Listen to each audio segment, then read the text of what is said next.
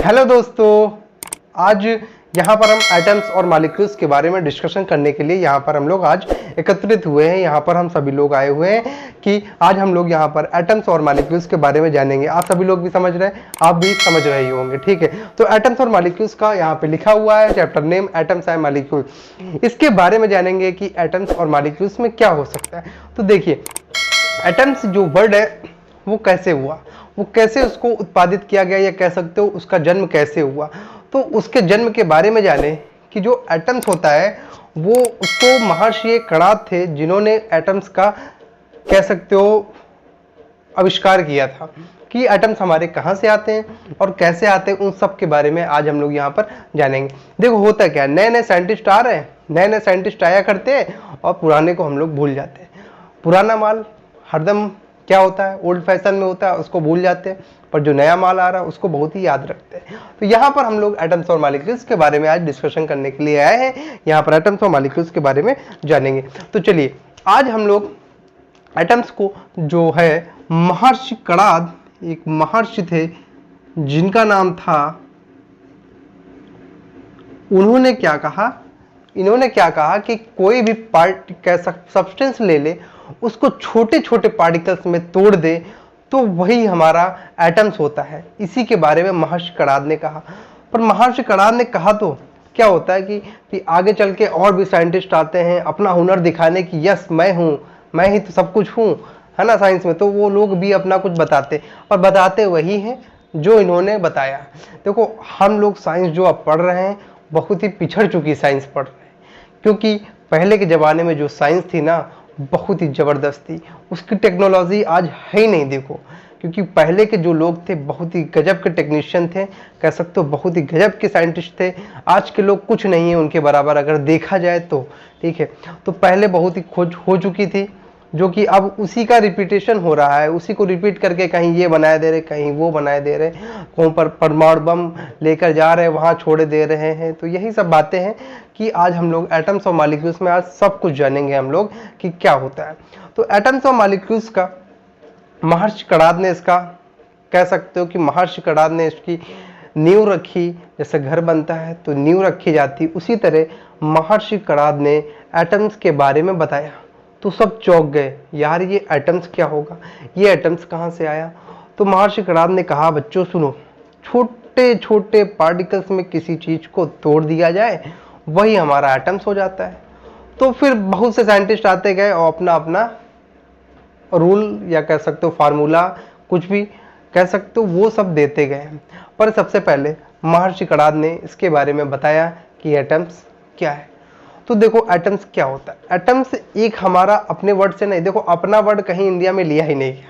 हर word कह देंगे Greek से लिया गया, कहीं कह देंगे फलाना वो लिए गए, कहीं वो लिए गए, यही सब हुआ करता है। जैसे लगता है कि इंडिया का कोई अपना वर्ड ही नहीं, तो ऐसा नहीं है, उसका भी वर्ड, पर हर जगह कोई ना कहीं से वर्ड हमारा चुराया ही गया है। जैसे एटम्स है, ये ग्रीक वर्ड से लिया गया है। ग्रीक भी एक लैंग्वेज होती है, वहाँ से ये वर्ड लिया गया है एटम्स को, ठीक है। तो एटम्स क्या है, तो वो एटम्स महर्षि कणाद ने कहा कि एटम्स एक ग्रीक वर्ड से लिया गया है। यह एकदम छोटे छोटे पार्टिकल्स होते हैं, उन्हीं पार्टिकल्स को ही हम एटम्स कहते हैं, ठीक है। तो अब यहाँ से चर्चा स्टार्ट होती है कि एटम्स क्या होते हैं। एटम्स को हम लोग हिंदी में कहते हैं परमाणु, और यहाँ पर मॉलिक्यूल्स को अणु कहते हैं, ठीक है। क्या कहते हैं, एटम्स को परमाणु और मॉलिक्यूल्स को हम लोग अणु कहते हैं। यहाँ पर एटम्स का मतलब परमाणु का मतलब होता है किसी चीज को विभाजित ना किया जा सके, या फिर कह सकते हो किसी चीज को तोड़ा ना जा सके फिर से उसको। जैसे बड़े बड़े सब्सटेंस को तोड़कर छोटे छोटे पार्टिकल्स में क्या किया जाता है, उसको तोड़ दिया जाता है, वो हमारे एटम्स होते हैं। पर उनको फिर से हम ना तोड़ सके, या कह सकते हो वो इंडिविजुअल होते हैं, हम उनको बहुत ही छोटे पार्टिकल देखो हम लोग देख भी नहीं सकते, उनको बहुत ही बारीकी से या कैसे माइक्रोस्कोप या अल्ट्रा माइक्रोस्कोप की सहायता से हम लोग उसको देखते हैं, तब हमें मालूम चलता है कि हाँ ये भी एटम से मिलकर बना हुआ है, ठीक है। तो परमाणु एक ग्रीक वर्ड से लिया गया है, ठीक है। एटम मतलब ग्रीक वर्ड से लिया गया है। इसका अर्थ मतलब ये होता है कि किसी चीज को विभाजित ना कर सके, उसे ही हम लोग एटम्स के नाम से जानते हैं। तो मतलब एटम जो है हमारा किसी केमिकल रिएक्शन में अपना पार्ट ले सकता है। कोई भी केमिकल रिएक्शन हो रही, कोई एक एटम चला गया तो अपना वो रिएक्शन कर रहा है।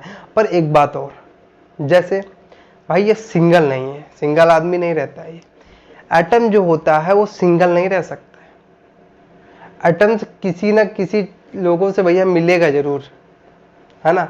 हम लोग तो रह लेते हैं, पर एटम्स भैया नहीं रह पाते। इनका रहना नामुमकिन है, ये रह ही नहीं पाते। इनके मतलब कह सकते हो पावर नहीं रहने की। तो इसलिए क्या, ये दो लोगों के साथ में, ये कह सकते हो अपने एक और बढ़िया किसी से शादी कर लिया तो उसके साथ बढ़िया रहते हैं। आगे समझ ही जाओगे, है ना। तो एटम्स मतलब इंडिपेंडेंटली नहीं रह सकते हैं, ठीक है। सॉरी, हाँ, मतलब समझ में आया कि इसको परमाणु हम लोग कहते हैं, ठीक है। स्वतंत्र रूप से नहीं रह पाते, इसको तो आप लोग समझा ही दिया है, ठीक है। दूसरी बात ये कि एटम्स में हम एक चीज और बताना चाहेंगे कि जैसे हमारा सॉलिड होता है, लिक्विड होता है, गैस होता है। तो सॉलिड लिक्विड गैस में होता क्या है? सॉलिड मतलब कोई ठोस पदार्थ, लिक्विड मतलब द्रव। हिंदी मीडियम वालों को भी बताना पड़ता है, मैं हिंदी में भी समझाऊंगा, टेंशन नहीं लेना। तो लिक्विड को द्रव कहते, गैस को तो गैस ही कहेंगे ना।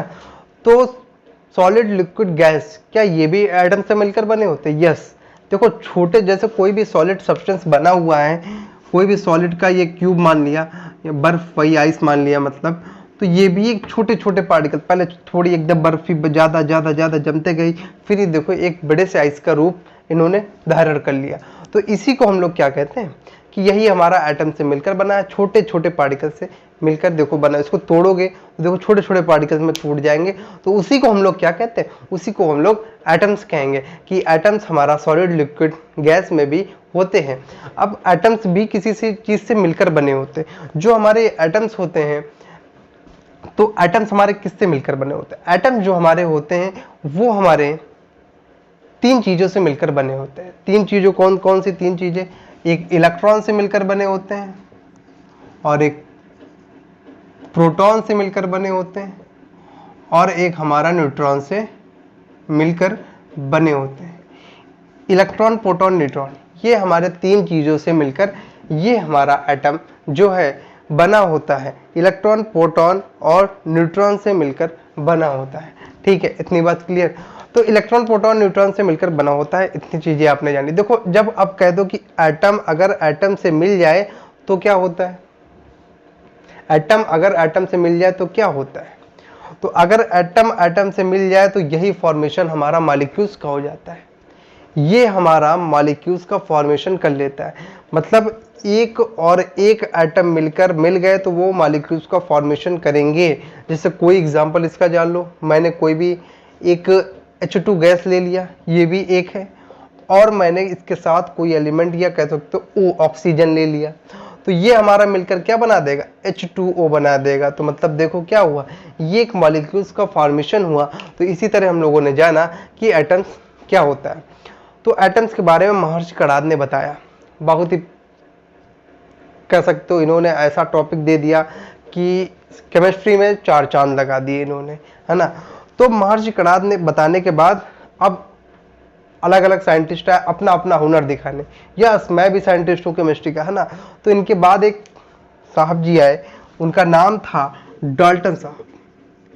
डाल्टन जी आए, उन्होंने बताया, उन्होंने अपनी थ्योरी दे डाली एटम्स की, उन्होंने अपनी थ्योरी दे डाली, डाल्टन थ्योरी के नाम से जो जानी जाती है।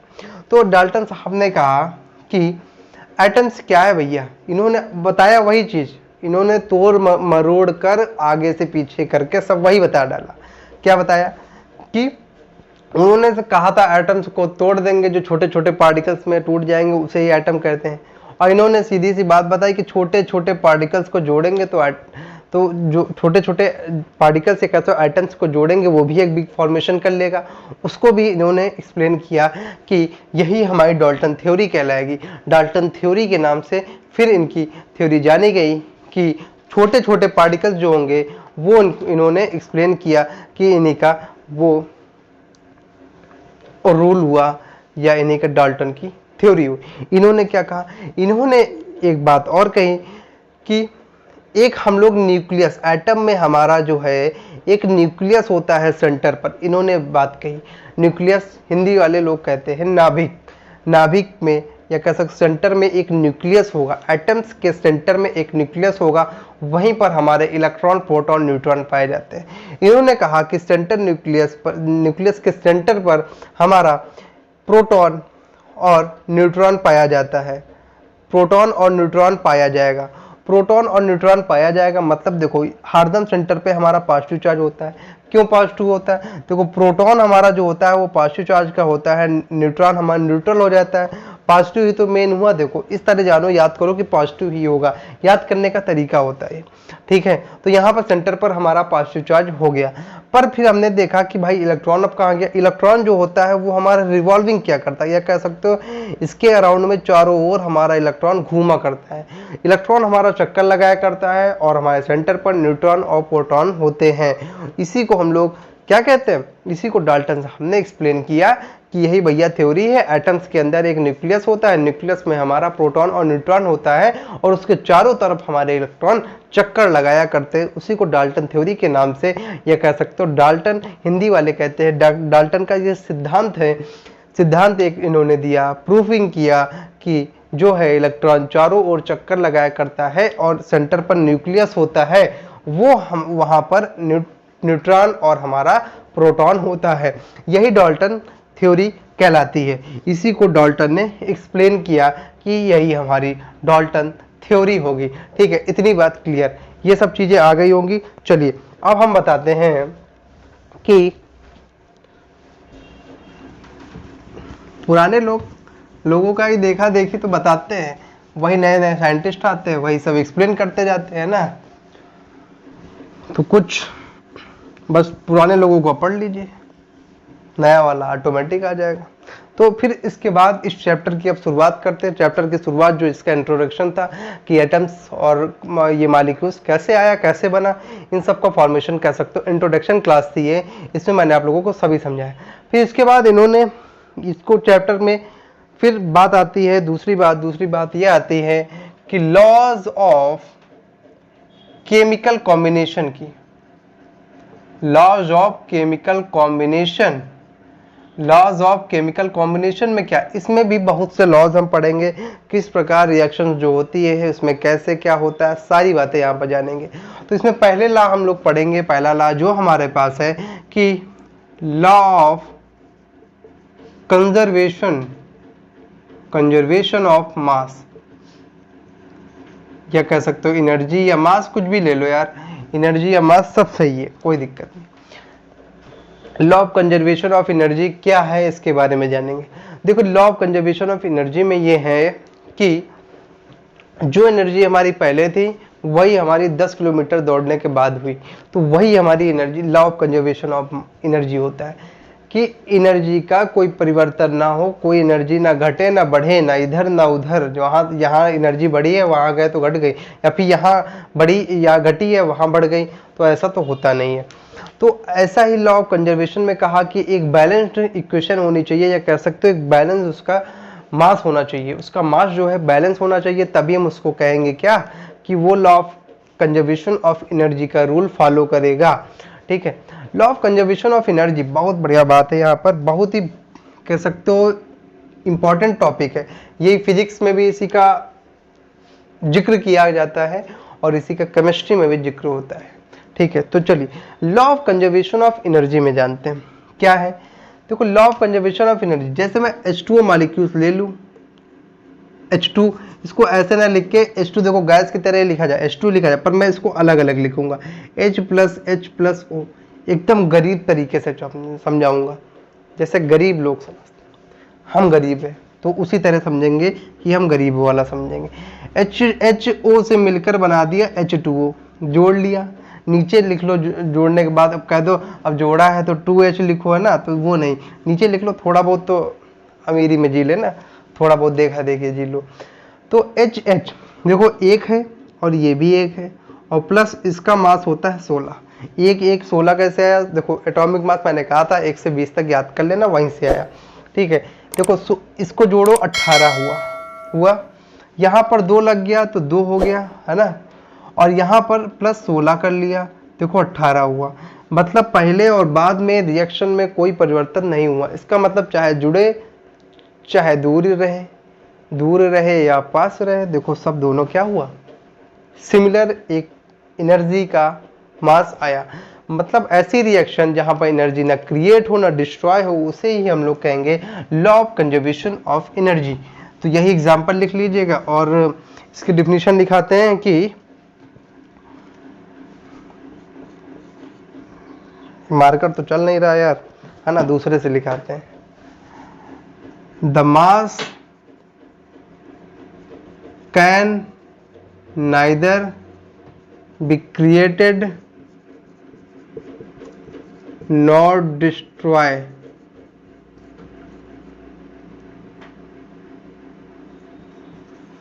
the mass can neither be created nor destroy।